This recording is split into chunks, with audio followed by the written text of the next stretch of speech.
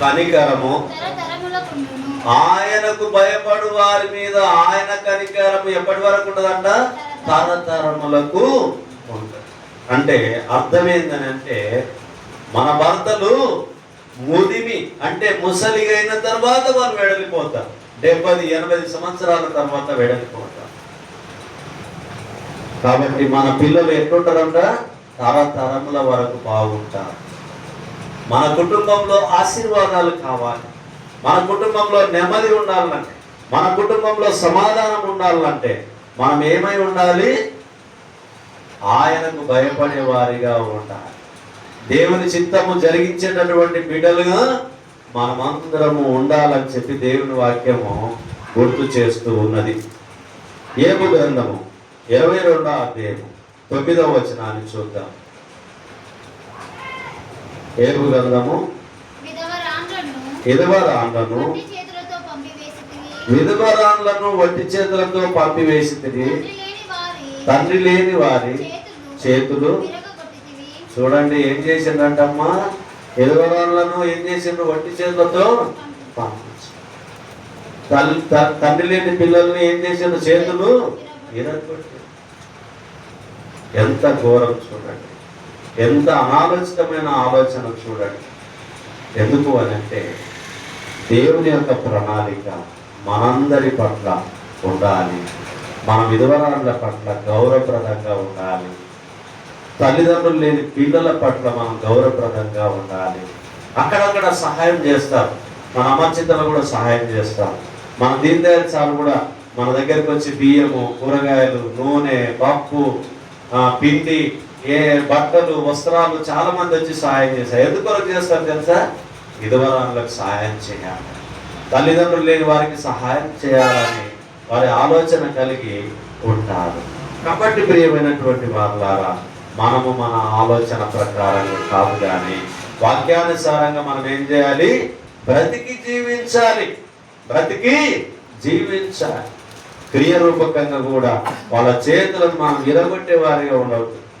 వారి వట్టి చేతులతో విధవరాలను పంపించవద్దు. కనీసం సంవత్సరంకి ఒక్కసారి. మనకు బట్టలు లేకపోయినా పర్వాలేదు, ఎవరైతే వస్త్రాలు లేనటువంటి వారికి వస్త్రాలు ఇప్పించే నిర్ణయాన్ని తీసుకుందాం. మనకు అన్నం లేకపోయినా పర్వాలేదు ఆ రోజు, లేదా మనతో పాటు ఒక సేరు ఎక్కువ వండినా పర్వాలేదు, అలాంటి వారిని తొలకొచ్చి మనం ఏం చేయాలి? అన్నం తినబెట్టడం వల్ల అవి దేవునికి మహిమ. అవి ఎవరికి మహిమమ్మా? దేవునికి మహిమ. ఎబ్రీ పత్రిక 13వ అధ్యాయము, ఎబ్రీ పత్రిక 13వ అధ్యాయము మొదటి 2-3 వచనాలు మనం చూద్దాం. సహోదర ప్రేమ నిలవరముగా ఉండనీయుడి, ఆతిథ్యము చేయ మరొకడి, దాని వలన కొందరు ఎరగకయే దేవదూతలకు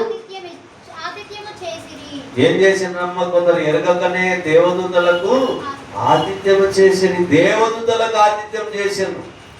ఎవరు చేసిండ్రు? దేవదూతలకు ఆతిథ్యం చేసిండ్రు. నాయన గల ఈ దానికి పెద్ద మనిషి వారికి చూడడానికి ఇబ్బంది అయింది. కొంచెం లేదా నెత్తుకోవాలి వచ్చారు వాళ్ళు.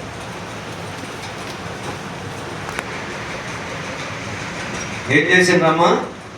ఆతిథ్యము చేసిండ్రు. ఉండండి, ఆతిథ్యము చేసిండ్రు. ఎవరు చేసిండ్రు? ఎరగకయే దేవదూతలకు ఆతిథ్యం చేసిండ్రు. తల్లిదండ్రులు లేనటువంటి పిల్లలకు కూడా మనం ఏం చేయాలి? మన వస్త్రాలు ఇవ్వాలి, మన ప్రేమను పంచాలి. ఆ ప్రేమ ఎవరి ప్రేమ అయి ఉంటుంది? దేవుని ప్రేమ వల్ల గుర్తు పెట్టాలి. మనం ఏమిటా గుర్తు? దేవుని ప్రేమ అని చూపించాలి. మనం పాటలు పాడేది కాదు, ప్రార్థించేది కాదు. దీనితో పాటు ప్రార్థన చేయాలి, పాటలు పాడాలి, వాక్యం చెప్పాలి. దీంతో పాటు ఏం చేయాలి? ఆదరించాలి తల్లిదండ్రులు లేనటువంటి పిల్లలను, విధవరాలను ఆదరించాలి. కానీ చాలా వరకు ఏం చేస్తున్నారంటే భర్త లేని విధవరాలను గుంజుకపోయి పాడు చేస్తూ ఉన్నారు, వారి దగ్గర చేరిస్తూ ఉంటూ ఉన్నారు. చాలా మంది దుర్మార్గంగా ప్రవర్తిస్తూ ఉన్నారు. భర్త లేని ఆడబిడ్డలను మోహపు చూపుతో చూస్తూ ఉన్నారు విధవరాలను. అది తప్పు అని వాక్యం చెప్తూ ఉంది. అలాగనే వారి పిల్లలను చేతులు ఇరగొట్టడము, వెట్టి పని చేయించుకోవడము తప్పు అని వాక్యం చెప్తూ ఉంది. మరి లోకంలో ఉన్నటువంటి వాళ్ళు, దేవుని ఎరగని వాళ్ళు, వాక్యం పాటించినటువంటి వాళ్ళు పాటిస్తారో లేదో మనకు తెలియదు. కానీ వాక్యం తెలిసిన క్రైస్తవుల యొక్క బాధ్యత ఏమై ఉంది? వారి పక్షాన మనం ఉండాలి. మనకు చేతనైన సహాయము మనం చేయాలి. కాబట్టి చాలా మంది సహాయం చేయాలంటే ఎలా చేయాలి అని అనుకుంటాం. ఒక ఆయన భూత్పూర్లో ఉన్నాడు. ఆయన పేరు రాజరత్నం. సేవకుడు. ఆయన కూడా క్రీస్తు సంఘంలో సేవకుడు. నాకన్నా ముందు నుంచి సేవలో ఉన్న సేవకుడు. క్రీస్తు సంఘం అంటే చాలా అతనికి అభిమానం. అతనికి 2 కొడుకులు, భార్య, తాను, 4. ఆ 4లో దేవుడిచ్చినటువంటి 2 గర్భఫలాలకు ఏమైంది పరిస్థితి అని అంటే, వారు ఏమీ చేయలేరు, ఏమీ పని చేయలేరు. వారికి ఒక వ్యాధిలాగా ఉంటూ ఉన్నది, బలహీనత కలిగి ఉంటూ ఉన్నారు ఆ 2 పిల్లలు. ఏ పని తల్లిదండ్రులకు ఆసర కాలేదు, తల్లిదండ్రులే వాళ్ళకి ఆసర కావాలి. 2 కొడుకులు కళ్ళ ముందరనే ఉన్నారు, వాళ్ళు ఏమి చేయరు, వాళ్ళకే చేయాలి. ఆ తల్లి చేయాలి, ఆ తండ్రి చేయాలి. అలాంటి పరిస్థితిలో తనకున్నటువంటి 1/2 ఎకరం భూమిని ఏం చేసిండు ఆయన? కుదురు పెట్టి స్థలం కొన్నాడు చర్చి కొరకు. ఫస్ట్ తాత్కాలికంగా వేసుకున్నాడు 2022. ఆ స్థలం యజమాని ఏం చేసిండు? నేను అమ్ముతా అని అంటే, మరి ధర ఎక్కువ చెప్పిండు. అమ్ముతా అని అంటే ఏం చేయాలి? ఈ వేసిన రేకులన్నీ ఇప్పుకొని పోవడం మంచిగా అనిపించదు. స్థలం కొనాలని అడిగాడు. చాలా మంది సహాయాన్ని కోరారు, అది ఎవరు దగ్గరికి రాలేదు. తనకున్నటువంటి 1/2 ఎకరం పొలాన్ని వేరే వాళ్ళ పేరు మీద అది రాసి అప్పుగా డబ్బులు తీసుకొని వచ్చి ఆ స్థలాన్ని కొన్నాడు, చర్చి స్థలాన్ని. నాకు పొలం ఉన్నది, ఆస్తి ఉన్నది, ఇల్లు ఉన్నది, దేవుని దయ వల్ల 2 కుమారులు బలంగా ఉన్నారు, నాకెందుకు రాలే ఆలోచన అన్నది నిన్న నాకు ఒక ఆవేదన. వ్యక్తిగత ఆలోచనల కొరకు, పనుల కొరకు చాలా ఆశపడుతూ ఉంటాము. లోకానుసారంగా, ఆత్మానుసారంగా పరలోకమందు మన ధనం ఉంది అని వాక్యం చెప్తాం. కానీ ఎందుకు ఆ పరలోకమందు ఉన్నటువంటి ధనాన్ని సమకూర్చుకోలేకపోతున్నామని ఆవేదన. ఎందుకు అని అంటే, ఆయన ఏం ఆలోచన చేసిండు? ఫిలిప్పీ 4:4లో చెప్పబడినట్టుగా ప్రభువు నందు ఆనందించుడి. మరలా చెప్పుదును, ఆనందించుడి. ఎవరి దగ్గర ఆనందిస్తున్నాడు ఆయన? ప్రభు దగ్గర ఆనందిస్తున్నాడు. మనమైతే మన పిల్లల దగ్గర ఆనందిస్తూ ఉన్నాం, మన కుటుంబం దగ్గర ఆనందిస్తూ ఉన్నాం, భార్య దగ్గర భర్త దగ్గర భార్య ఆనందిస్తూ ఉన్నాం. నా కుటుంబం బాగుండాలి, నా పిల్లలు బాగుండాలి అని చెప్పి ఆనందిస్తూ ఉన్నాం. కానీ అతనైతే ఏం చేసిండు? ప్రభువు నందు ఆనందిస్తూ ఉన్నాడు. తప్పకుండా ఆ యొక్క మంచి విశ్వాసం కలిగినటువంటి సేవకుని బట్టి నిన్నటి దినాన్ని అక్కడ ప్రోగ్రాంలో అటెండ్ అయ్యి వచ్చాము. నేను మా పెద్ద అబ్బాయి 2 ప్రోగ్రాంలో అటెండ్ అయ్యి వచ్చాము. చాలా మంచిగా అనిపించింది. దేవుని చిత్తమైతే మాకు అమర్చింతలో కొద్దిగా స్థలం ఉంది, ప్రస్తుతం కొనలేము. కానీ ఆ ఉన్న స్థలాన్ని ఏం చేయాలనుకున్నాము? చర్చి కొరకు అక్కడనే దేవుని చిత్తమైతే పైన చర్చి, కింద ఉండడానికి ఆలోచన ఉంది. సరే, మేము ఉండమా తర్వాత మాట. కానీ అక్కడికి వచ్చి ప్రార్థన చేసుకోవడానికి అమరచింతలో చర్చి స్టార్ట్ చేయాలి అని చెప్పి ఆలోచన ఉంది. ఎందుకు అని అంటే, దేవుని కన్నా ఎక్కువగా ఏది లేదని అర్థమైంది నిన్నటి దినాన. ఏమర్థమైంది? దేవుని కన్నా ఎక్కువగా ఏది లేదు. ఆ సహోదరునికి ఏమీ లేదు, అతని ముందున్నటువంటి ఆలోచన చూస్తే అంతా జీరోనే కనిపిస్తుంది అందరికి లోకానుసారంగా. ఎందుకొరకు ఈ రాజరత్న స్థలం కొంటున్నాడు? తన పిల్లలు బలంగా లేరు కదా, తన భార్య కూడా తనతో పాటు వారికి సేవ చేసుకుంటూ ఉంటది కదా, ఎవరి కొరకు అంటాడు అని చెప్పి అందరూ ఆలోచన చేస్తూ ఉంటారు. కానీ ఆయన కొన్నది ఎవరి కొరకు? దేవుని పరిచర్య ధర్మం నిర్వర్తించడానికి.